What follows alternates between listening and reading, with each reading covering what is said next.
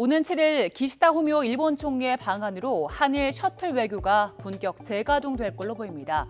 원래 외교가의 셔틀 외교는 지난 1970년대 초반 헨리 키신저 전 미국 국무장관이 첨예하게 대립했던 아랍과 이스라엘을 오가면서 중재자 역할을 하는 외교 방식을 일컫는데요. 그런데 한일 사이의 셔틀 외교는 조금 다릅니다. 양국 정상이 수시로 상대국을 오가면서 소통을 확대하는 게 목적입니다. 과거사와 독도 영유권 분쟁같이 두 나라의 민감한 외교 현안을 풀기 위한 노력의 일환이었지요. 한일 셔틀 외교가 시작된 건 2004년이었습니다. 당시 노무현 대통령과 고이즈미 준이치로 일본 총리가 1년에 한 번씩 상대국을 번갈아서 방문하기로 했는데요. 먼저 고이즈미 총리가 제주도를 찾아두고 두 정상은 북핵 문제의 평화적 해결을 위해 공조하는 데 합의했습니다.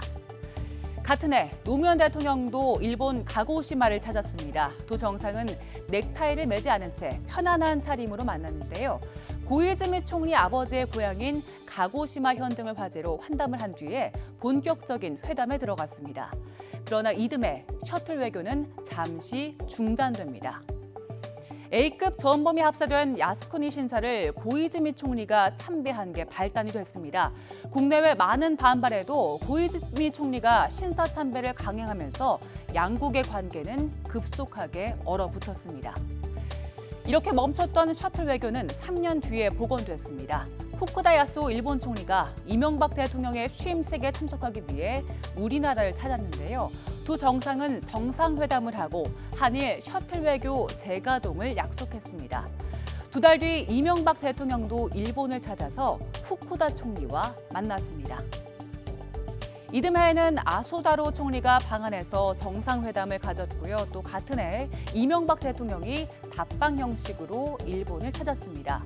이렇게 2008년부터 2011년까지 한일 정상이 수차례 만나면서 양국 소통은 다시 활발해지는 듯 했는데요. 하지만 2011년 12월 이명박 대통령의 방일을 끝으로 한일 셔틀 외교에는 다시 브레이크가 걸렸습니다. 2012년 이명박 대통령이 한국 대통령으로는 처음으로 독도를 방문하자 일본 정부가 강력하게 반발하면서 한일 관계가 급격히 얼어붙은 겁니다. 2015년 한중일 정상회담을 계기로 아베 전 일본 총리가 방한해서 한일 정상회담을 하긴 했습니다만 냉랭한 분위기 속에 공식 오찬도 없이 끝났습니다. 이렇게 역사의 뒤안길로 사라지는 듯했던 한일 셔틀 외교는 지난 3월 윤석열 대통령의 방일로 다시 물꼬를 텄지요. 다자회의가 아닌 한일 정상회담을 위해 우리 대통령이 일본을 찾은 건 지난 2011년 이후 12년 만이었는데요. 당시 기시다 총리가 스키야키 식당과 오므라이스 식당에서 이례적으로 두 차례 만찬을 준비해 환대했습니다. 그리고 오는 7일 기시다 총리가 답방할 예정인데요. 일본 언론은 올 여름쯤 기시다 총리 방한을 예상했었는데 한일 관계의 훈풍을 타고 그보다 앞당겨진 거죠. 이렇게 다시 시동을 거는 한일 셔틀 외교가 앞으로 한일 양국의 발전적 관계에 힘을 보탤 수 있을지 주목됩니다.